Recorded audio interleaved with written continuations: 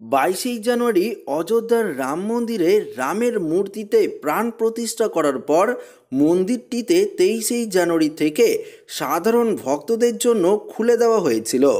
সকাল থেকেই প্রভুর দর্শনে ভক্তদের ভিড় জমেছে মন্দিরে। ভক্তে ভরে যায় মন্দির। এত বিপুল সংখ্যক মানুষ রামের দর্শনে এসেছিলেন যে চত্বরে পা রাখার জায়গাও ছিল না। ভক্তির এই বন্যায় ঘটে গেল এক চমকপ্রদ ঘটনা, যা শুনলে আপনিও অবাক হয়ে যাবেন।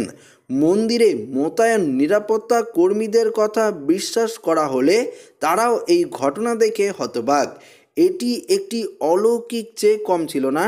তাদের মনে হলো যেন রামের পরম ভক্ত হনুমান নিজেই তার ভগবান রামের দর্শন করতে মন্দিরে এসেছিলেন এবং দর্শনের পর চলে গেছেন।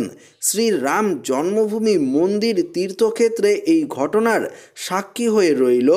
ট্রাস্ট সোশ্যাল মিডিয়ার সাইট এক্সে এই অলৌকিক এবং আশ্চর্যজনক ঘটনার কথা জানিয়েছে। প্রথম দিনেই মন্দিরে কয়েক লক্ষ ভক্তের আগমন ঘটে।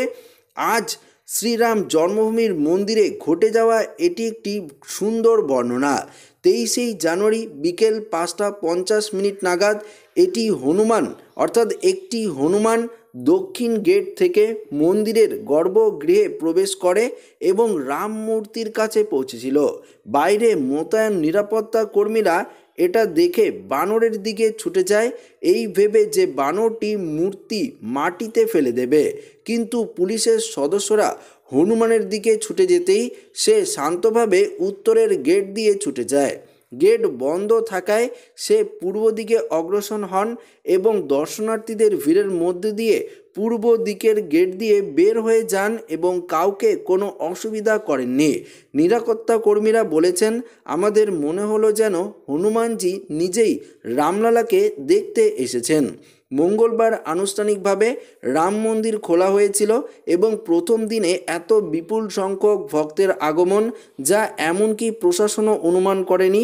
প্রচণ্ড শীতের মধ্যেই মধ্যরাত থেকেই মন্দিরের সামনে ভক্তদের ঢল নামে।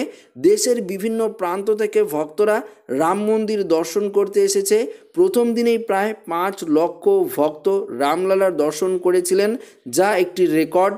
ট্রাস্টের আবেদনের পরে ভক্তরা থামেনি এবং প্রথম দিনেই ভিড় সামলাতে প্রশাসনকে অনেক চেষ্টাও করতে হয়েছে।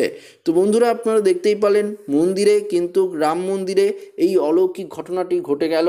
একটি হনুমান রাম মন্দিরে রামলালাকে দর্শন করতে এসেছিলেন এবং কোনো লোককে কোনো রকম ক্ষয়ক্ষতি করেনি, বা একদম সরাসরি তিনি নিজের মতোই মন্দির থেকে আস্তে আস্তে বেরিয়ে যায়। তো বন্ধুরা, আপনার এই ঘটনাটি শুনে কেমন লাগলো অবশ্যই কমেন্টে কমেন্ট করে জানিয়ে দেবেন এবং অবশ্যই কমেন্টে জয় শ্রীরাম বলে লিখে দেবেন এবং ভালো লাগলে ভিডিওটিকে এক্ষুনি একটি লাইক করে দেবেন। অর্থাৎ রাম ভক্ত হয়ে থাকলে ভিডিওটিতে লাইকের বন্যা করে দেবেন। তো ভিডিওটি ভালো লাগলে লাইক করবেন, শেয়ার করবেন, নতুন করে চ্যানেলটিকে সাবস্ক্রাইব করে নেবেন। ধন্যবাদ।